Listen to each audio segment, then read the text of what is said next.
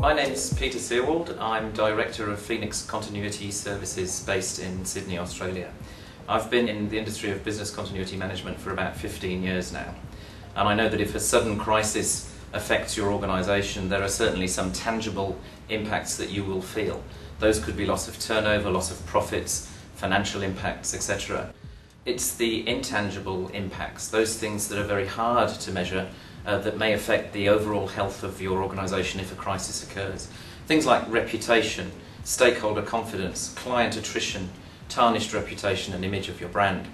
So we need to have a business continuity management process in place in order to react to any kind of unwanted business impacts that may occur during a crisis.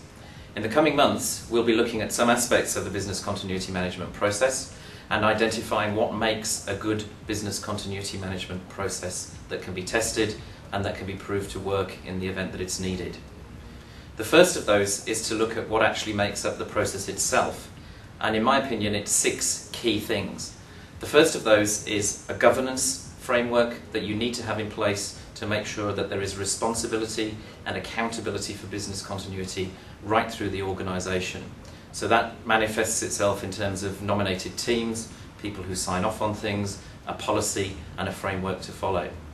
The second of the 6 elements is the strategic element of the process. So it's identifying what are your key business processes, what are the strategies that you're going to put in place in order to protect your organisation and in order to respond in the event of a business continuity incident.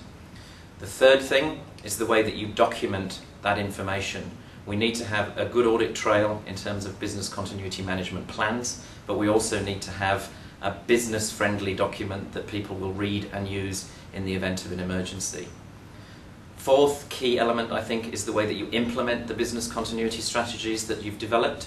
You have to have alternative premises, alternative IT, alternative supplies if you have a sensitive supply chain, and all of those key building blocks that need to be in place in order for a business continuity response to work.